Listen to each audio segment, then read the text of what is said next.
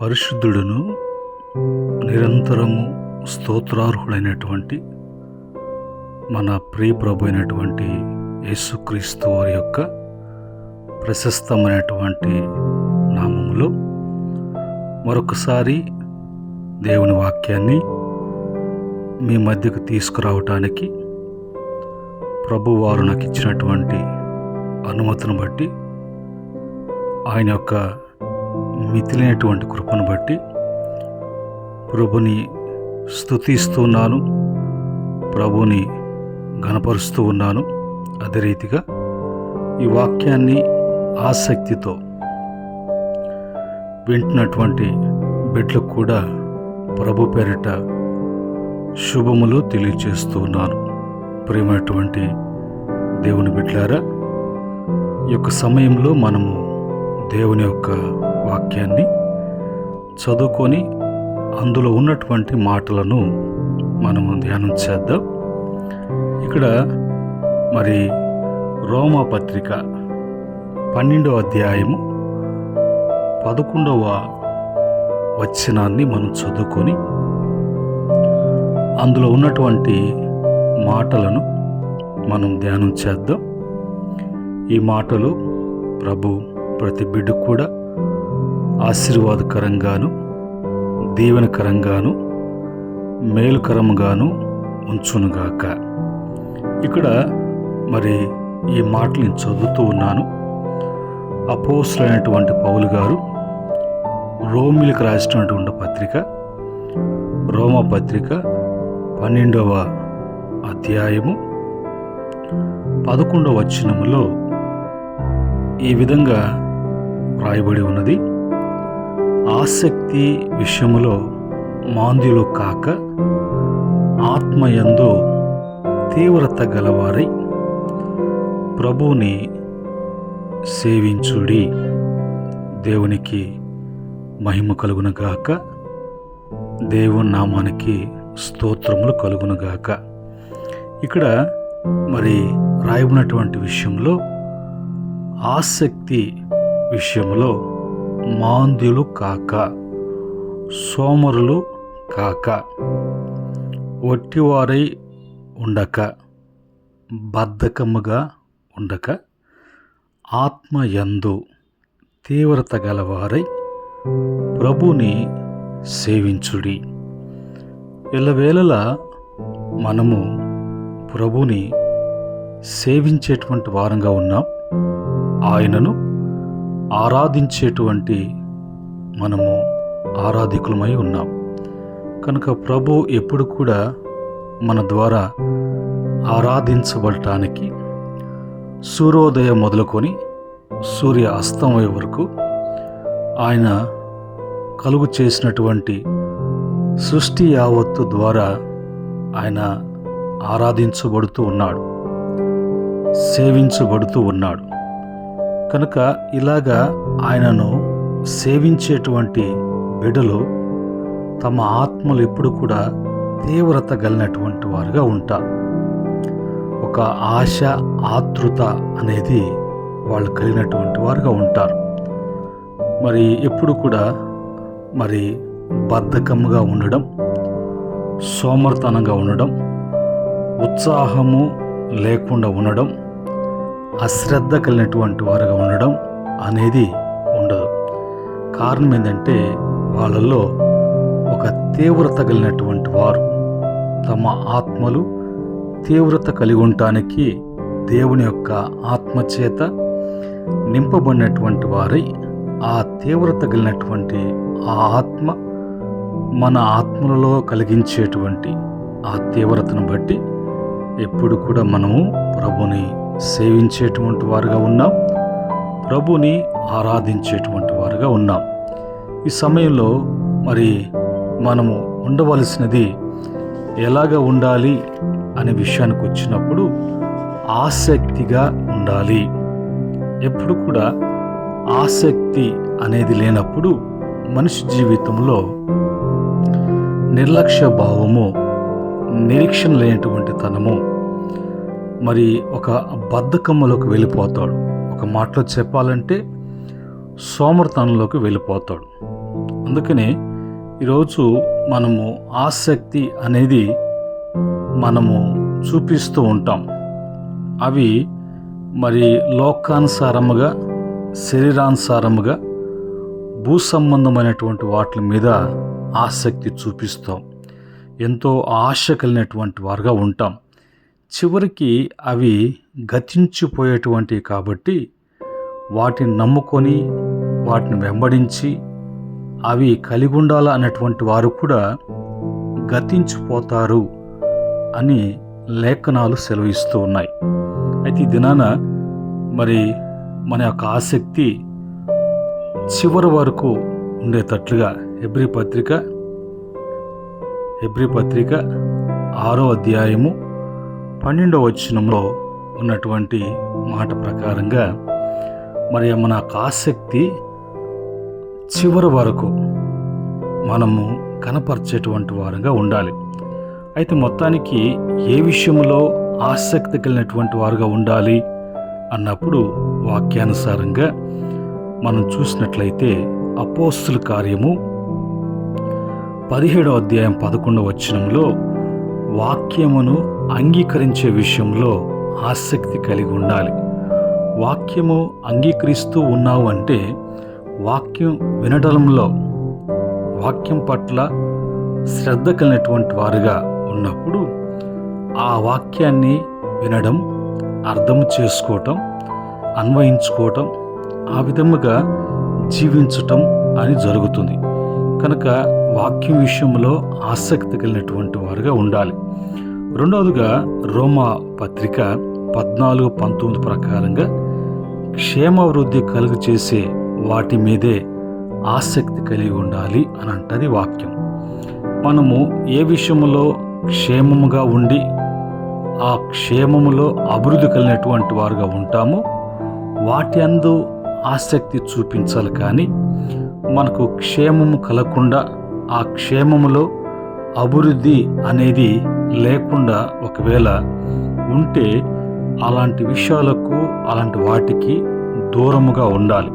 ఎందుకంటే క్షేమము కలగదు, రెండవదిగా అందులో అభివృద్ధి ఉండదు. కాబట్టి అది పతనానికి దారి తీసేటువంటివిగా ఉంటాయి. కనుక ఆ విషయంలో మనము జాగ్రత్త కలిగినటువంటి వారంగా ఉండాలి. మూడవదిగా 1 కొరింథీ పత్రిక 12వ అధ్యాయం 31వ వచనములో శ్రేష్టమైన వాటి మీద ఆసక్తి కలిగి ఉండాలి. ఎందుకంటే ప్రభు కలుగు చేసినటువంటి వాటన్నిటిలో కూడా మానవుడు శ్రేష్టమైనటువంటి వాడు. ప్రభు ఆయన ఏది ఇచ్చినా కూడా శ్రేష్టమైనటువంటివే మనకిస్తాడు. తన బిడ్డలు ఎప్పుడు కూడా శ్రేష్టమైనటువంటివి కలిగినటువంటి వారుగా ఉండాలని ప్రభు ఆయన ఇష్టపడుతూ ఉన్నారు. అలాంటప్పుడు మనము శ్రేష్టకరమైనటువంటిది ఏంటో వాటి మీద మనం ఆసక్తి కలిగి ఉండాలి. కానీ మరి శ్రేష్టకరమైనటువంటి కాకుండా కొన్ని వాటికి పరుగులు తీస్తూ ఉంటాం. అలాంటి వాటి విషయంలో జాగ్రత్తగా ఉండాలి. తర్వాత 4వదిగా 1 కొరింథీ పత్రిక 14వ అధ్యాయము 1వ మరి వచనములో ఉన్నటువంటి మాట, ఆత్మ సంబంధమైన వరముల విషయములలో ఆసక్తి ఉండాలి అని అంటారు. మనకు దేవుడు ఆత్మ ఫలములు, కృపావరములు ప్రభు ఇచ్చాడు. ఆయన బిడ్డలుగా మనం ఆత్మ సంబంధులముగా, ఆయన భక్తులుగా మనం ఫలించాలి, ఫలభరితమైనటువంటి జీవితము కలిగి ఉండాలి అన్నప్పుడు అలా ఉండటానికి ప్రభు ఆత్మ ఫలములు, కృపావరములు ప్రభు మనకు అనుగ్రహిస్తూ ఉన్నారు. ఆ విషయంలో మనము ఆసక్తి కలిగినటువంటి వారంగా, ఆసక్తి చూపించేటువంటి వారంగా ఉండాలి. అంత మాత్రమే కాకుండా 5వదిగా మరి యాకోబు పత్రిక 5వ అధ్యాయము 17వ వచనములో ప్రార్థన చేసేటువంటి విషయంలో ఆసక్తి కలిగి ఉండాలి. అన్నీ కావాలని కోరుకుంటూ ఉంటారు. అవన్నీ కూడా కలిగి ఉండాలని, లభించాలని ఎంతో మరి ఆశ కలిగినటువంటి వారుగా ఉంటారు. ఆసక్తిని చూపిస్తారు. కానీ ఇవన్నీ కూడా మనకు కావాలి అని, ఇవన్నీ కూడా మనం కలిగి ఉండాలని, ఇవన్నీ కూడా మనకు అవసరమని పరలోకమున్నటువంటి తండ్రికి తెలుసు. అయితే మనము అవి ఎలాగా మనకు లభిస్తుంది, ఎలాగ మనం పొందుకోగలము అని మనము ఆలోచన చేసినప్పుడు వాక్యం చెప్తుంది, ప్రతి విషయాన్ని కూడా మనం ప్రార్థన విజ్ఞాపన ద్వారా, ప్రార్థన మనవుల ద్వారా ప్రభువుకు తెలియచేసేటువంటి వారంగా ఉండాలి. ఈ క్రమంలో ప్రభు మనకు ప్రతిదీ కూడా ఆయన ఇవ్వటానికి ఇష్టపడుతూ ఉన్నారు. ఆయన ఇచ్చే దేవుడు, వెనక్కి తీసుకునే దేవుడు కాదు. అడిగినప్పుడు కాదనకుండా అడిగిన దానికంటే ఎక్కువగా దయచేసేటువంటి వారు దేవుడు.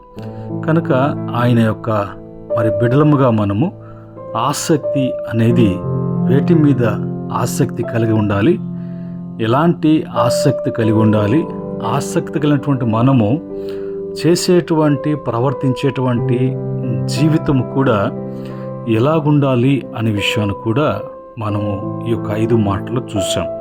అయితే ఏ విషయాలలో ఆసక్తి ఉండకూడదు, కొన్ని విషయాలలో మనము ఆసక్తి చూపిస్తూ ఉంటాం. బైబిల్ చెప్తుంది అలాంటి విషయాలలో మీరు ఆసక్తి కలిగి ఉండకూడదు. దైవికమైనటువంటివి, ఆత్మ సంబంధమైనటువంటి విషయాలలోనే మీరు ఆసక్తి కలిగి ఉన్నప్పుడు ఆత్మీయులుగా, ఆత్మ సంబంధులుగా మీరు ఫలించి వృద్ధి చెందేటట్లుగా ఉంటారు. అయితే ఇక్కడ రాయబడినటువంటి మాటల్లో సామెతల గ్రంథము 20వ అధ్యాయం 13వ వచనంలో ఇక్కడ రాయబడిన విషయము, నిద్ర యందు ఆసక్తి ఉండకూడదు. అనేక మందికి ఇదొక బలహీనత. నిద్ర అనేది గాఢ నిద్రలోకి పంపించేటువంటి ఆ యొక్క అలవాటు ఎట్లా వస్తుందంటే, మనిషి కడుపు నిండుగా తిని ఏ పని బాట లేకుండా ఎప్పుడు తినడమే అన్నప్పుడు అది ఆ మనిషిని గాఢ నిద్రలోకి తీసుకువెళ్తుంది.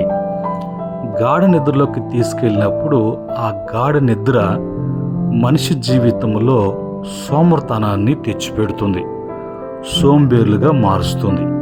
కనుక ఆ నిద్ర యందు ఆసక్తి అనేది విడవకపోతే నీవు ఆహారం తిని తృప్తి కలిగి ఉండవు, లేమికి భయపడి నిద్ర యందు ఆసక్తి విడవము అని వాక్యం చెప్తుంది.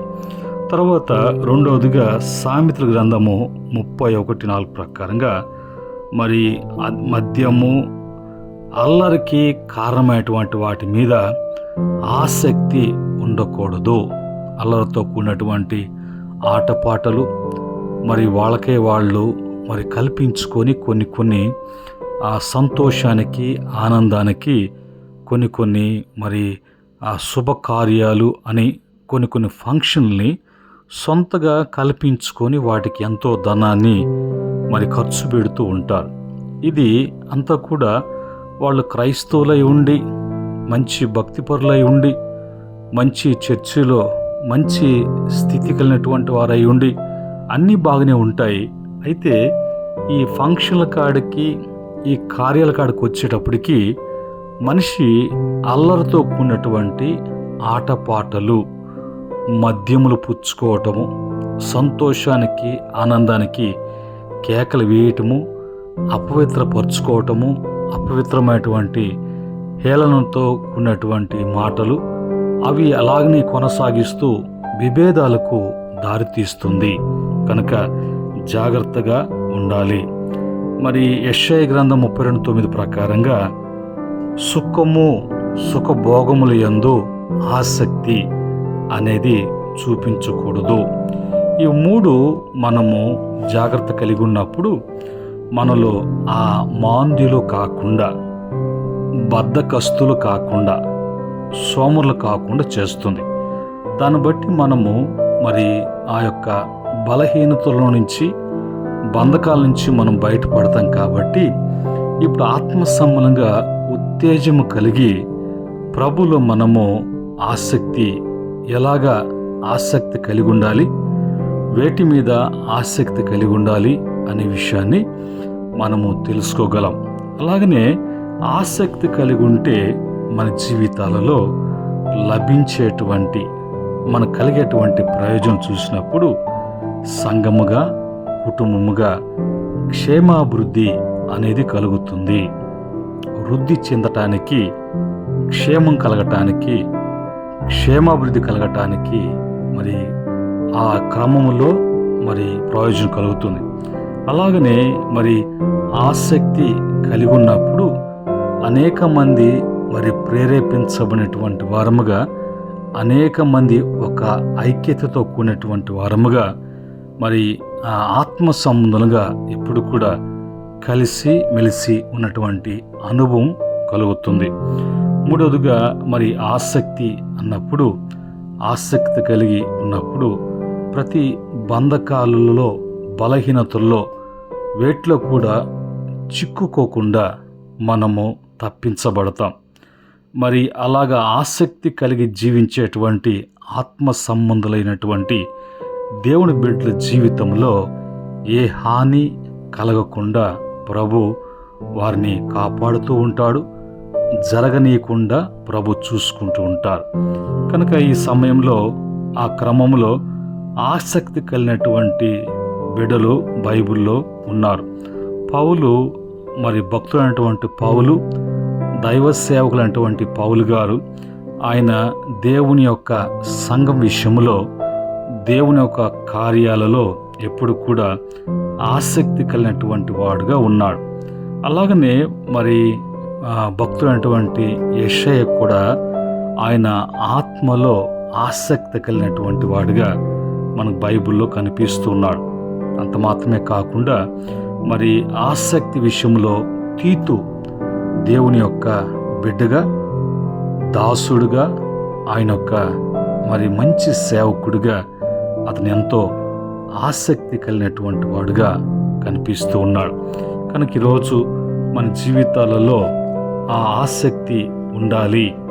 అలాగా ఆసక్తి కలిగినటువంటి వారిగా ఉన్నప్పుడు మన జీవితాలలో ఎప్పుడు కూడా నష్టపోము అన్నట్లుగా, ఎప్పుడు కూడా మనము మన జీవితాలలో ఓటమి అనేది మన జీవితాలలో మరి అనేకమైనటువంటి ఆటంకాలు, ఆ బంధకాలలో, బలహీనతలలో సాతాను యొక్క ఉచ్చులో పడగకుండా మనం భద్రపరచబడుతూ ఉంటాం. కనుక ప్రియమైనటువంటి దేవుని బిడ్డలారా, సహోదరి సహోదరులారా, ఈ మాటలు మీకు మరి ప్రభు వినిపిస్తూ ఉండగా ఈరోజు మరి మీ యొక్క ఆత్మీయ స్థితి ఎలాగ ఉన్నది, ఎలాగ ఉంటుంది అనేది మరి పరీక్షించుకోవటానికి ప్రభు వారు ఈ వాక్యాన్ని ఇచ్చారు. కనుక ఇటు మాటలను బట్టి ప్రార్థన చేస్తుండగా ఈ మాటలు విన్న బిడ్డలు తమ జీవితాలలో సరి చేసుకోవటానికి మరి మనసు కలిగినటువంటి వారుగా ఈ ప్రార్థన ఏకీభవించండి. ప్రభు మీ జీవితాలలో గొప్ప కార్యాలు చేస్తారు. మహాపరిశుద్ధుడైనటువంటి మా తండ్రి, కృపగలిగినటువంటి మా దేవ, ఈ సమయంలో ఆయన ఆసక్తి గురించి మాకు తండ్రి అనేక విషయాలు బయలుపరిచారు. బిడ్డలతో మీరు మాట్లాడారు. ఎక్కడ మరి బిడ్డలు మాంద్యులుగా, బద్ధకస్తులుగా, సోమర్థాన్ని కలిగి బిడ్డలు తమ జీవితాలను నష్టపరుచుకుంటూ, నష్టాలు చూస్తూ, బాధలను ప్రభు అనుభవిస్తున్న బిడ్డల గురించి ప్రార్థన చేస్తున్నాం నాయన. మరి తండ్రి, ఈ వాక్యాన్ని బట్టి బిడ్డలు సరిచేసుకోవటానికి కృప దయచేయండి. పరిశుద్ధుడా, మీ కృపగల హస్తాలకు ఈ వాక్యం విన్న ప్రతి బిడ్డ కుటుంబాన్ని అప్పగిస్తుండగా సరిచేసి నీ యందు ఫలించేటువంటి పాత్రలుగా మలుచుకోండి. తిరిగి మరొక వాక్యం తీసుకొని నీ బిడ్డల మధ్యకు వచ్చేంత వరకు నీ బిడ్డలకు, వాళ్ళ కుటుంబాలకు కాపుదలు ఉంచమని యేసుక్రీస్తు వారి యొక్క పరిశుద్ధమైన నామములో అడిగి వేడుకుంటున్నాము తండ్రి. ఆమెన్. పరమ తండ్రి మన దేవుని ప్రేమ, రక్షకుడైనటువంటి యేసుక్రీస్తు కృప, పరిశుద్ధాత్మ యొక్క అన్యున సహవాసం, మరి యొక్క మాటలు వింటున్న బిడ్డలకును సకల పరిశుద్ధులకును ఆయన దాసులకును సదా తోడై నడిపించునుగాక. ఆమేన్. దేవుడు మిమ్ములను మీ కుటుంబాలను కలిగిన యావత్తు కూడా ఆయన యొక్క కాపుదల, సంరక్షణ, దీవెన ఉంచి క్షేమాభివృద్ధి కలుగు చేయనుగాక. ఆమేన్.